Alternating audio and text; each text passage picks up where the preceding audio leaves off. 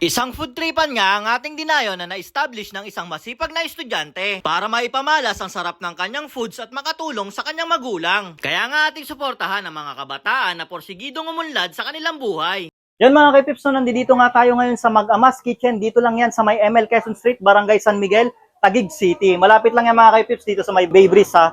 Tikman natin yung kanilang foods dito. Meron nga pala sila dito sisig na nagkakahalaga lang ng 95 pesos mga ka-Pips. Tikman natin yung lasa mga ka-Pips. Yan o. Wow.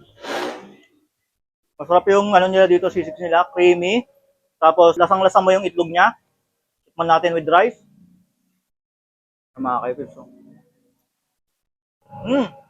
At mga ka-Pips, syempre titikman din natin yung kanilang combo meals dito. Bagong-bago to mga ka-Pips dahil meron na tong tapa, Hungarian sausage, may egg na din, tapos yung kanilang special na chow pan rice mga ka-Pips. At nagkakahalaga lang to ng 150 pesos mga ka-Pips. So ano pang hinihintay nyo? Tikman na natin to. Yung mga ka-Pips, so tikman natin tong tapa nila. Yung tapa lang talaga. Huwag muna natin lagyan ng kahit ano. Yung tapa nila dito, malambot, saka malasa. Tama-tama yung alat niya. Tikman din natin tong kanilang Hungarian.